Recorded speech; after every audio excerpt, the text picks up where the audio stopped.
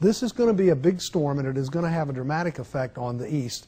And we have crews all over the east tonight. They will be tracking the storm along with Skip. We're getting some very heavy rain here right now. It just kicked up in the last 5 minutes. Things definitely getting much more intense. There were a few businesses and restaurants that are still open. There is a mandatory curfew at midnight tonight. Anybody seen on the island will be told to either go home immediately or they'll be arrested on the spot. You're getting to get another band of moderate rain that's going to sweep across you now, and then a couple of bands of heavier rain that will blow across you in about 90 minutes. Skip, well, you talked about blowing it out of proportion. We're not trying to blow it out of proportion here. I'll give you the straight facts as to what's going on right now. The fact is, it's getting windy here at Atlantic Beach. Really starting to see the teeth of Irene here. She is knocking down trees, taking out debris. Wind gusts coming down pretty good right now, and the rain pelting pretty hard. That water has nowhere to go except up, so you're going to see that creek take another big jump here. As you can see, the breakers are coming over the wall right now. Steady waves are continuing to crash under this pier.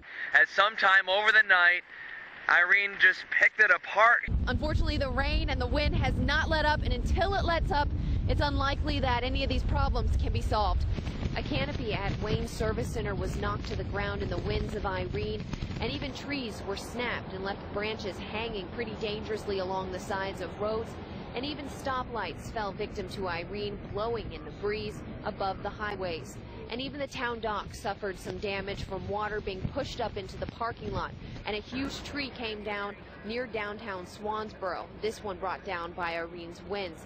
And also brought down by Irene's winds were signs throughout the town. We saw things blowing off of other businesses and ending up in the driveways and parking lots of other businesses along the highway. And canopies are one of the first things that comes down in a storm. This one was teetering pretty ominously, going back and forth, just waiting to come down.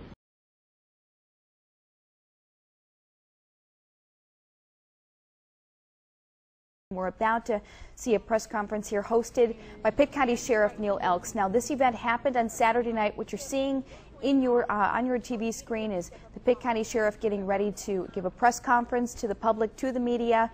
We're, of course, showing you this live today. We interrupt your scheduled programming for this. Now, we have been talking about this since it happened Sunday night. And right now, let's hear what Sheriff Neil Elks has to say about the case. But I'm glad to announce today that we've made 3 arrests in this case. I'm very satisfied. We've got the shooter in custody as well as the other 2 participants of this crime. I'd like to thank the hard work of the Pitt County Sheriff's Office, their deputies, Farmville Police Department, and other agencies that participated.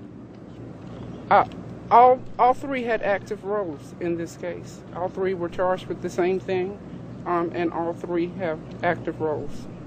And can you repeat the charges again? It was visible when they were given the news. They were very, very grateful. They realized, too, the importance of how the community felt about them.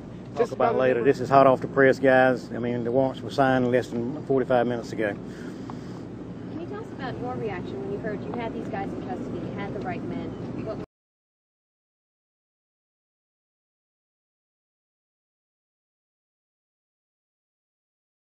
A 9-year-old lives through a harrowing weekend, trapped inside a wrecked car.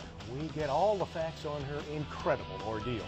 Good evening, I'm Wesco Forth. And I'm Valentina Wilson. Welcome to News Channel 12 at 5. It is an incredible story of survival. A car wreck traps a 9-year-old girl next to her deceased father. She had only Pop-Tarts and Gatorade to keep her alive. I'm walking down 55 and there's a car laying on the side in a ditch, and I'm trying to figure out whether anybody knew about it or not. The wreck happened between Jasper and Cove City Friday night. It took 2 days before a passerby found that overturned car. News Channel 12's Katie Jeffries begins our team coverage on this touching survival story.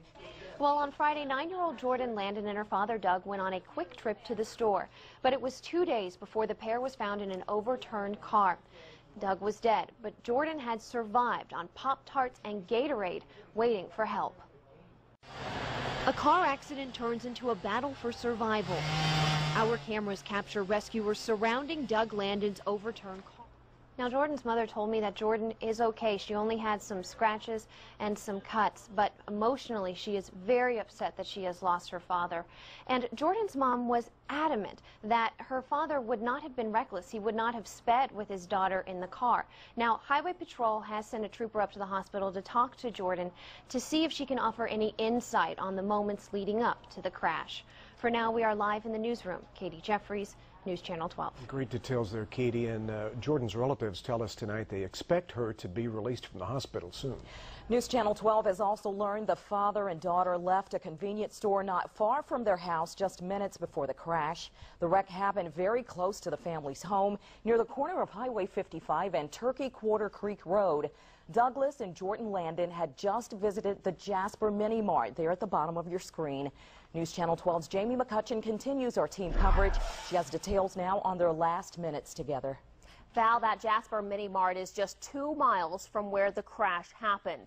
Jordan and her father stopped there Friday night before heading home, and in that time, we get a look at the love and the everyday last moments between daddy and daughter. He's a very nice person. I mean, he don't really say much. He get what he want and leave. But store owner Haram Hagib tells us on Friday night, Douglas Landon and his daughter, the camera catches a moment perhaps Jordan will always remember. The little girl walks up and hugs her dad, leaning on him for several moments. And we know the family is so thankful for that miracle tonight that 9-year-old Jordan survived the crash. That crash site is just 2 miles again from the Jasper Mini Mart and just a half a mile from the family's home. Val? A very touching story tonight, Jamie, and thank you for those images as well.